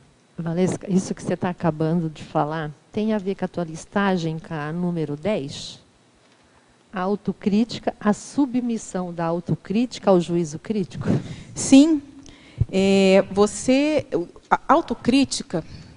É um negocinho complicado isso aqui. Eu vou dizer uma coisa para vocês. Esse negócio de Recim 2, que a Keiko falou no verbete passado, né, de domingo. Então, a situação que eu mais fiquei feliz quando eu fiz o Recim 2, né, eram vários consciências cobaias. Toda semana tinha 2 consciências cobaias, enfim, durante mais de um ano, era 1 ano e 3 meses, uma coisa assim. O centímetro que eu ganhei de autocrítica me deu um nível de felicidade, de satisfação, porque você ter autocrítica te dá paz íntima. Né? Então, você submeter essa questão da autocrítica ao juízo crítico, ao seu juízo crítico, ou seja, você qualificar a sua autocrítica. É uma qualificação.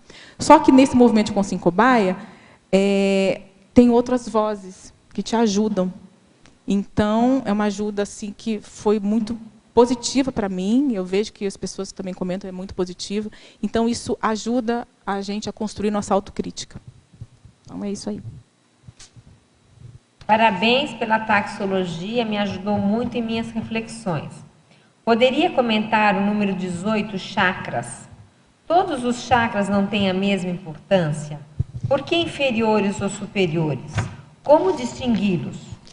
Eles têm suas devidas importâncias. Inferiores e superiores, eu quero dizer assim, bem claramente, superiores, chakras aqui da cabeça, o coronochakra, o frontochakra, o laringochakra, o cardiochakra, são chakras superiores, certo? E os chakras inferiores tem a pré-kundalini, que são os plantochakras, o sexochakra, o umbilicochakra. O que acontece quando a gente fala chakras superiores e chakras inferiores? Todos eles têm suas importâncias devidas, mas, vamos dizer assim, se você é uma pessoa que só usa muito, sua manifestação é muito voltada para o sexo-chakra, então a gente pode dizer que o seu chakra inferior está dominando os outros. Ele tem importância? Tem. Não é para você reprimir, não é para abafar, assim, anticosmoeticamente. Mas a ideia, a proposta é que assim, o seu chakra, por exemplo, o coronochakra, que é o chakra ligado à questão da lucidez, do mental soma, ele prepondere no sentido de organizador, é como o mental soma, o psicossoma que se submete ao mental soma. Então, a ideia é que ele qualifique os outros chakras, as outras movimentações. Ele qualifica a sua intencionalidade. E a sua intencionalidade, ela vai permear as suas energias, que vão passar através de seus chakras. Então, essa é a proposta de o superior qualificar os inferiores. E lembra também um pouquinho que você começou a tertúlia falando da instintividade. Instintividade. Né? Que geralmente os inferiores, que você está chamando de inferiores, eles são mais da instintividade. Mais atávicos. Atávicos. E os superiores é mais relacionado ao mental soma, a ponderação, a racionalidade. racionalidade, né? Os atributos mentais somáticos. Isso. Bem? Parafatologia, página 13, terceira linha. Poderia relatar alguma experiência pessoal relacionada à expansão do paracérebro? Sim. Deixa eu ver qual que seria mais interessante.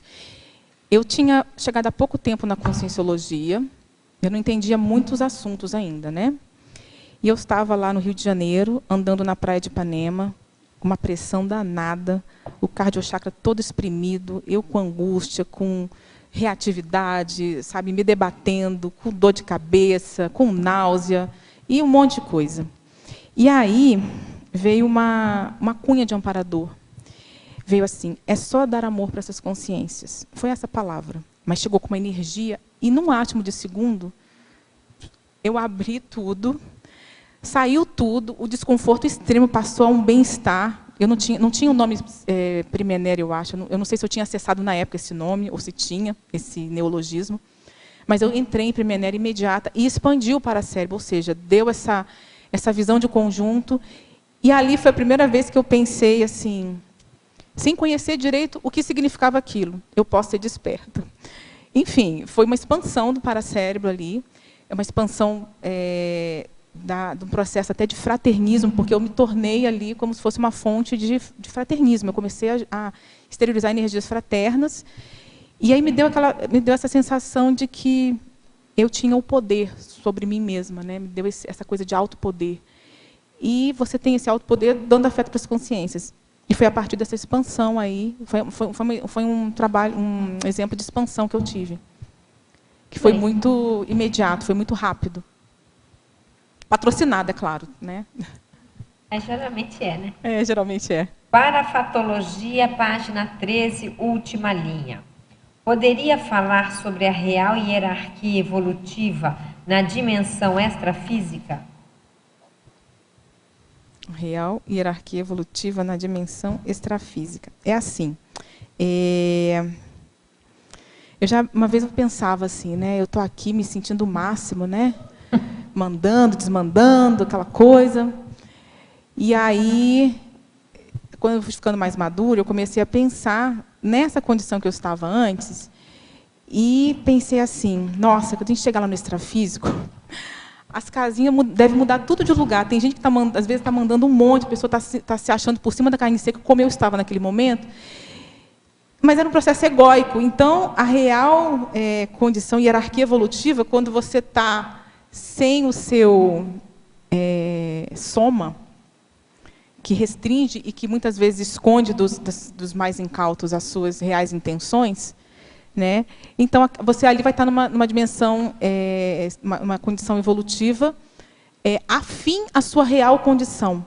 Então, essa real hierarquia, ela fica um pouco mais evidente para quem tem olhos para ver, lógico, né? Eu não sei se eu consegui explicar, mas era uma coisa assim que eu sempre pensei sobre isso, a real hierarquia evolutiva. Que assim, aqui eu conheço as pessoas, eu me conheço, eu penso que eu estou num determinado patamar, eu olho aquela pessoa e falo assim: ela está malzinha, coitada, não está muito bem, né? Eu vou tentar ajudar, tudo mais. Mas chega lá na dimensão extrafísica, a mulher pode estar... Estava ali só escondida, eu que não tive condição de vê-la. E ela chega lá, e ela que está mais evoluída que eu estou lá olhando, nossa, ela está me ajudando. E eu pensando que a pessoa estava lá pior do que eu. Então, é nesse sentido, sabe? Você sabe que conta aquela história do professor Val daquela menina, né? Não sei se vocês lembram da história dela, que era uma menina que na intrafiscalidade ela tinha uma série de deficiências, ela ficava ali numa cadeira de rodas. E quando ela saía do corpo, ela era outra pessoa, ela era ágil, pensava. E ela falava: olha, lá embaixo, ela falava, eu não apito nada, mas aqui eu posso ser eu, né? Então é isso que você... Tem a ver também. Essa hierarquia evolutiva que não depende nem do soma e nem da posição social que a pessoa ocupa naquela dimensão. Porque o fato dela estar numa liderança não significa que ela é mais evoluída que a outra que não está em liderança. Exatamente. Aqui em taxologia, na página 17, você coloca o item 84, 100, a submissão do 100 ao PEN. E no 92, temperamento. A submissão do temperamento às reciclagens contínuas. Como que você consegue ampliar e correlacionar essas duas ideias no processo evolutivo? Elas estão relacionadas realmente porque as reciclagens contínuas significa que você tem alguma lucidez, um nível de lucidez do que você precisa melhorar. Então, essa reciclagem contínua, ela exige um certo nível de discernimento, que é um atributo do mental soma, que é um atributo do PEN. E aí, o 100, que é o emocionalismo, que muitas vezes trava as nossas reciclagens, ele qualifica o 100. Esse PEN que qualifica o 100 e as reciclagens contínuas, eles começam a burilar o nosso temperamento. Então, é nesse aspecto. Um fortalece o outro, né? As duas se fortalecem. Eu não sei, conseguiu esclarecer? Tá. Sim. Obrigada. Nada.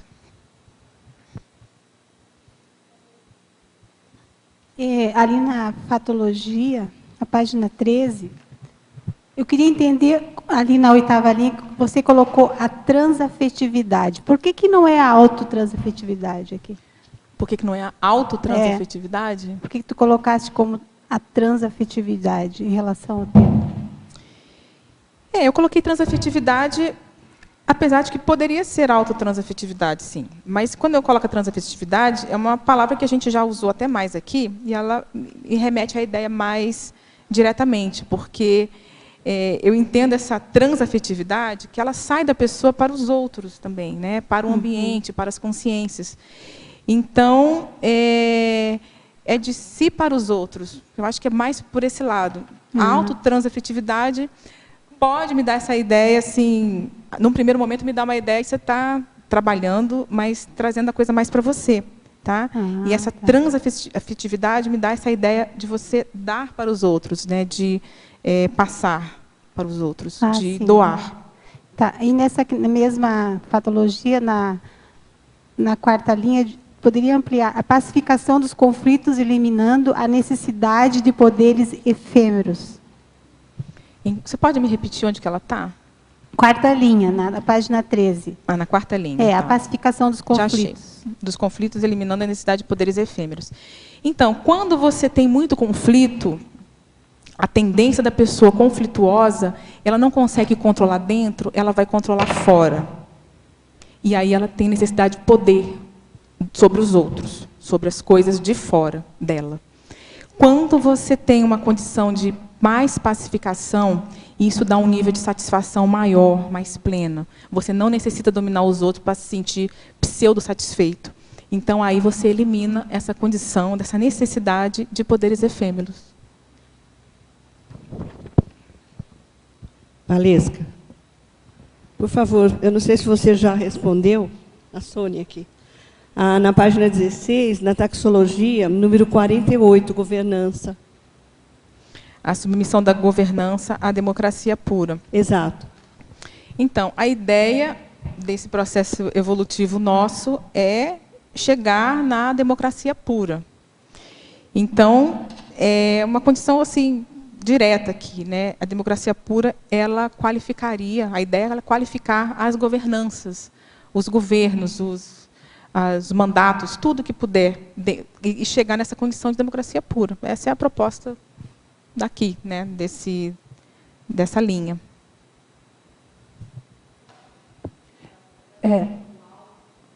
A autogovernança, você poderia trazer alguma ideia? Para a autogovernança? Então, você pode se perguntar, como é que você lida com você mesmo? Você ainda é algoz de si mesmo? Você ainda tem processos de autoassédio, ou seja, ser algoz de si ou assediar a si mesmo? Isso não é uma boa governança, né? Você é democrático com as suas partes? Nós temos várias ideias, vários chapéus, vários momentos, assim, ideias diferentes, traços diferentes. Você é equânime com seus traços? Como é que você lida com os seus conflitos? Então, isso é um processo de autoliderança. E a democracia, assim, uma vez eu fiz uma terapia, eu achei muito interessante. Eu falei assim para a terapeuta, tem um momento que eu quero isso, tem um momento que eu quero aquilo, e tem outro momento, às vezes, que eu não quero nada, nenhum daqueles dois. Então, o que ela falou? Então, vamos pegar essas 3 partes aí e vamos botar elas para conversar. Eu falei, como é que é? Eu achei aquela coisa meio idiota, assim, na hora, mas é engraçado que parece uma coisa boba, mas é um fato de você olhar para as suas necessidades. Então, você olha para si, e o fato de olhar para si e olhar para seus desejos, suas necessidades, já é um processo positivo que você já está dando atenção, ou seja, você está dando energia para si mesmo, e essa atenção eu considero que é um autoafeto. Então, já acalma os conflitos. E aí você começa a se governar melhor. Então, isso é uma democracia, você ouvir as partes. Você é boa em ouvir as próprias partes, assim, os seus conflitos? Então, isso já é uma ideia, entendeu, Sônia? Obrigada. Valesca, muito bom seu verbete, muito obrigado aí pela colaboração, contribuição, né? Agora, mexendo um pouco com as ideias, aí eu te perguntaria, por exemplo, na taxologia, página 16, você coloca no item 44, fisiologia, a submissão da fisiologia para a fisiologia. Depois, no item 47, genética, a submissão da genética inferior à paragenética superior. Considerando a sua definição, a gente poderia também inverter essa situação, por exemplo, a submissão da parafisiologia à fisiologia, a submissão da genética superior à genética, e outra coisa também, por exemplo, o infiltrado cosmoético à proexis, saindo do maior, assumindo um papel menor. Ele pode assumir um papel menor desde que seja cosmoético. Quando você fala a submissão da paragenética superior à genética, né, assim, dentro da taxologia, ela tá cosmoética, né? Então, isso pode existir, sim, em função de ser evolutivamente, entendeu? Então, tem um bom exemplo aqui, que é a questão do serenão. É isso que eu ia falar. Né? Do reurbanizador, que estava com um corpo, macrosoma exceção, idiota. É uma né? conduta exceção.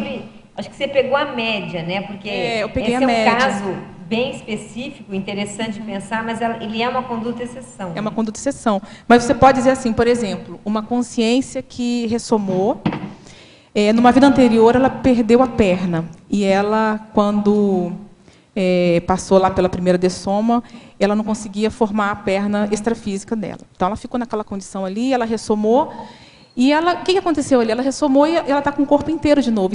Isso é positivo. Então, é uma genética cosmoeticamente preponderando sobre a paragenética doentia. Entendeu? Mas eu coloquei aqui mais a questão da média. Na verdade, eu concordo. Eu não estou. Não entendi, você está trazendo mais ideias. Que ela pode acontecer também ao reverso. Pode, né? Se colocar todas as possibilidades, mas é legal trazer para poder a gente fomentar, né, entender melhor, vendo de ângulos diversos. Obrigada. Parabéns, viu? Nada, obrigada a você. Binomiologia, página 14. Segunda linha. Poderia abordar o binômio extrapolacionismo parapsíquico serendipitia? Sim. O extrapolacionismo parapsíquico, ele favorece as sincronicidades. Então, esse é um binômio e ele, assim, uma condição otimiza a outra, né? Então, basicamente é isso. A serendipitia é um processo de sincronicidade, das sincronicidades que acontecem. E você, com o processo de parapsíquico extrapolado ou maior, isso favorece, com certeza, aos processos de sincronicidade. É isso.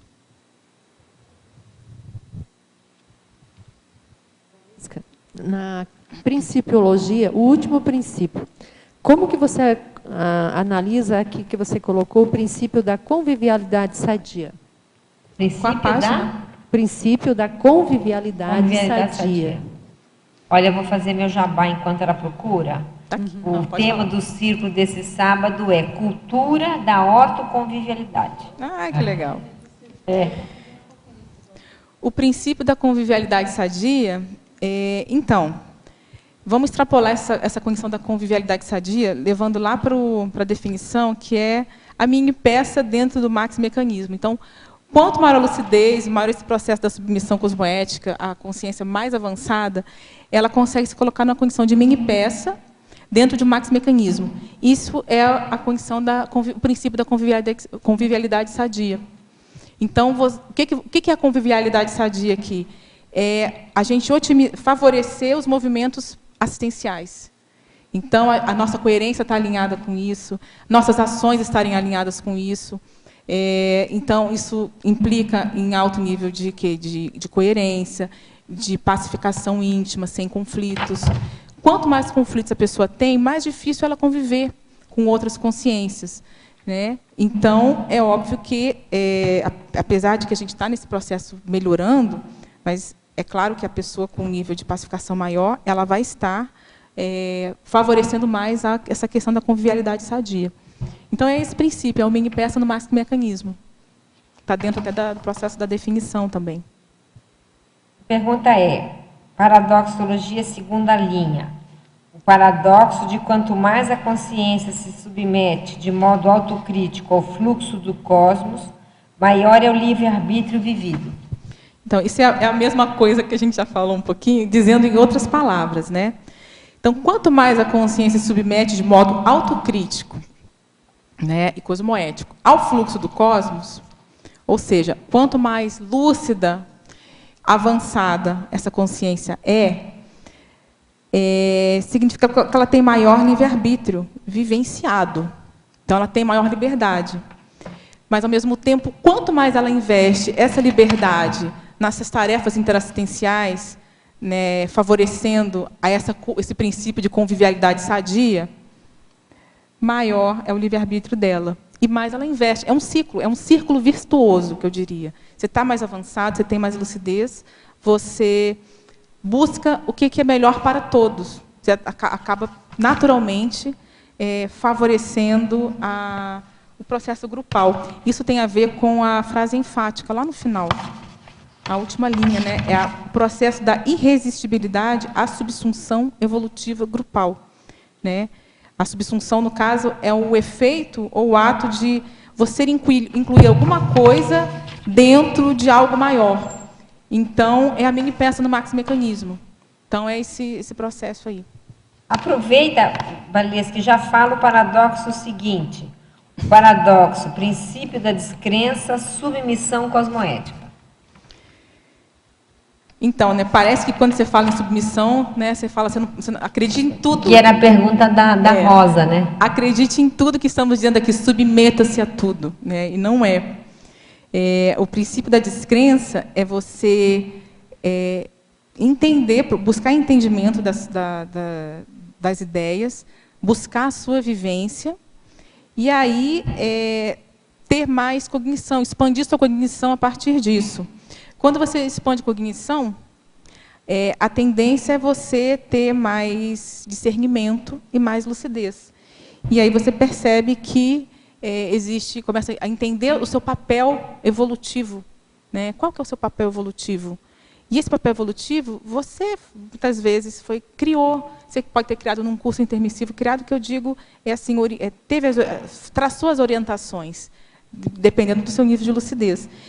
E aí, obviamente, você chega aqui, nessa dimensão, está trabalhando, e pode buscar uma ideia mais avançada, uma autoproexis, aí você chega na proexis grupal. Então, isso aqui assim, em suma, eu falo a mesma coisa de diversos modos, né? Resumindo a ópera, né? São só ângulos diferentes. Na verdade, é aquela ideia de submeter-se a certos princípios evolutivos que parece que, até o momento, são os norteadores, da evolução. Da evolução, por aí. Ele está sabendo o que está se passando ali, sabendo fazer uso daquela situação, né, de uma forma cosmoética, né? E assim, de forma muito mais óbvia, a pessoa que às vezes pensa o princípio da descrença, ela parece ser uma antissubmissão, mas é uma antissubmissão anticosmoética. Então, é para evitar as submissões anticosmoéticas. É para você ter autocrítica. Na verdade, o princípio da descrença é uma submissão cosmoética. Ela já cosmoética. É uma submissão cosmoética. É isso, né? Valesca, parabéns. Obrigada. Eu estava olhando aqui no seu verbete, no final, onde é que você fala sobre a paralógica. aquele item aí que você fala, que eu acho que dá uma resumida bastante grande dentro, né, do processo todo desse seu verbete. E me chama a atenção a questão do dinamismo, do modo dinâmico, e dependendo do momento e o contexto evolutivo. Você gostaria de fazer Tá, só me ajuda aqui. Depois da taxologia, últimos... antes da cavativa. Isso. Na página 17. 17, isso. Ah, paralógica, certo. Isso, você coloca aí a questão da paralógica, que eu acho que faz a gente pensar um pouquinho mais de como que ocorre esse processo, né, ao menos na minha visão, no momento que eu fui vendo, essa submissão cosmoética. E como pode, né? Eu achei bem interessante. É isso mesmo. É um processo muito dinâmico e a gente, às vezes, se atém muito fortemente aos processos materialísticos. Né? Assim, você fica materialista no sentido de ter a sua lógica dos fatos que você está vendo, mas sem considerar a lógica dos parafatos ou paralógica.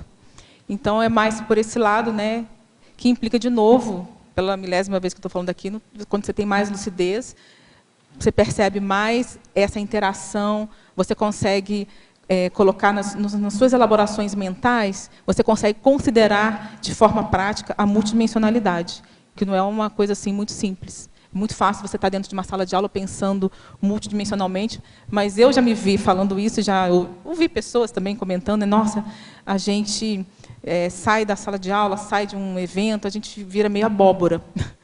E aí você passa a pensar menor, passa a pensar pequeno, passa a pensar mais materialista, mais monodimensional. Então, é essa a ideia aqui. A última pergunta aqui, parafatologia, página 13, final da primeira linha. Poderia explicitar o engajamento com a tarefa energética pessoal 24 horas, todos os dias? Engajamento com a tarefa energética pessoal 24 horas, todos os dias. Então, isso corrobora um pouco aquela questão do estrangeirismologia na página 1, que é a disponibilidade 24/7. Né? Então, quando a gente fala de TENEPS, a gente pensa naquela horinha que a gente fica ali, mas no resto você pode fazer o que você quiser, né? Assim, não precisa ser assistencial. Você já tem aquela hora, você já se redimiu. Eu falo isso assim brincando, mas tem gente que às vezes fala... Já escutei pessoas comentando isso, né? Até mesmo de brincadeira. Mas o fato ali a TENEPS, ela é um resumo do nosso dia, de certa forma. E você... O que você faz com as outras 23 horas? Eu entendo... de uma forma assim, mais ou menos literal, a gente passa iscando as consciências, fazendo assistência também, mas, assim, pela minha experiência, a gente faz aquela iscagem, tem que estar atento para isso, né? E, dentro da TENEPS, muitas vezes, essas consciências são encaminhadas, com SINs e com CIEX, e seus acompanhantes, se for com SIN, o que for. Então, na verdade, é esse engajamento que eu quero dizer, não é aquela horinha que você fica ali todo dia, pronto, fiz o meu dever, senão fica uma coisa religiosa, parece assim, rezei o terço, pronto, estou livre dos pecados, agora eu posso fazer tudo de novo, porque depois eu vou rezar o terço de novo, e vou me livrar dos pecados. Não é isso. Então, a TENEPS não é aquela horinha. A hora da Ave Maria. Exatamente. A TENEPS não é só aquela hora, a TENEPS ela é 24 horas. É isso que eu quero dizer aqui. E é uma coisa que é conquistada com o tempo. É lógico que o tenepsista que inicia, né, até para ajudar quem está começando, não vai fazer TENEPS 24 horas. Ele vai, obviamente, gente, ter aquela hora mesmo, que é a hora que ele vai estar aprendendo. Isso ajuda, né? É muito positivo, porque ela cria uma rotina de você pensar todo dia em assistência, de você fazer movimento assistencial. Só que a gente está aqui nesse contexto, é um contexto mais avançado. Então, avançado não que a gente esteja... ruim ou mal. A gente está num determinado patamar evolutivo, mas você tem que olhar para frente. Onde é que você quer chegar? Eu quero chegar nisso aqui. Eu não estou nisso aqui ainda, mas eu quero chegar nisso aqui. E aquela hora todo dia me ajuda a pensar cada vez mais, todos os dias, em assistência e expandir para 24 horas, em vez de ficar só. Isso tem a ver com aquela iscagem, né, Valesca? O 24 horas significa saber ser isca, consciente, o tempo inteiro, para poder ajudar naquilo que for necessário. Exatamente. Muito bem, a gente está chegando no final. Gostaríamos de agradecer, então, a presença dos tertulianos, as perguntas dos teletertulianos, agradecer aí a Valesca pela defesa e a gente passa para os nossos comerciais. Obrigada e até amanhã. As pontuações da tertúlia de hoje são 22 assinaturas no livro de presença, 20 perguntas presenciais, 24 perguntas online. Temos 2 recados. Alzira, curso de campo, imersão em conscienciometria. Delmara, curso com Sincobaia. Olá, pessoal, boa tarde. Eu sou a Alzira, voluntária da Conscius, e gostaria de convidá-los para o curso Imersão em Conscienciometrologia, que vai acontecer aqui em Foz do Iguaçu, nos dias 6, 7 e 8 de novembro, no Mabu Hotel, o hotel chamado Hotel da Cognópolis. Esse curso, Imersão em Conscienciometrologia, será ministrado por 4 EPICONs. O EPICON Luiz Gonçalves, o EPICON Moacir Gonçalves, o EPICON Everaldo Bergonzini e Lilian Zolé. Teremos 3 oficinas de conscienciometrologia, onde terão a oportunidade de pesquisar e identificar os trafores, trafares e trafais pessoais, os trafores e trafais holossomáticos e conscienciais. Então, é um momento em que você tem um aprofundamento na sua intraconsciencialidade, na sua, eu diria assim, no que você tem de melhor e de mais evolutivo, e depois você vai para os campos conscienciométricos, pelos EPICONs, onde vão ocorrer a energização e a mega euforização. Então, é um curso de imersão bem diferente aos moldes, aqui em Foz do Iguaçu, e vocês poderão fazer a inscrição pelo site da Conscius, www.conscius.org.br, ou pelo telefone 45 21 02 14 60. Sejam todos muito bem-vindos. Obrigada. Boa tarde, pessoal. A Conscius vem convidar você para uma oportunidade de experimentar a autossubmissão cosmoética, através da participação no curso com Sincobaia voluntária do Conscienciograma. Esse curso vai acontecer agora, dia 14 de agosto, na próxima sexta-feira, no horário de 15 às 20h30. É um laboratório interassistencial que proporciona o aumento da autopercepção e o aumento da capacidade de autodesassédio, através da autoexposição do seu Labicom. O objetivo principal é a ampliação do abertismo consciencial e a qualificação da auto- e heterocrítica, o que favorece as reciclagens intraconscienciais. Mais informações através do telefone, prefixo 45 2102 1460, ou através do nosso site www.conscius.org.br. Obrigada. Para amanhã, teremos o verbete Princípio da Solidariedade Consciencial, na especialidade Paradireitologia, do verbetógrafo Daniel Bertolucci. Boa tarde a todos.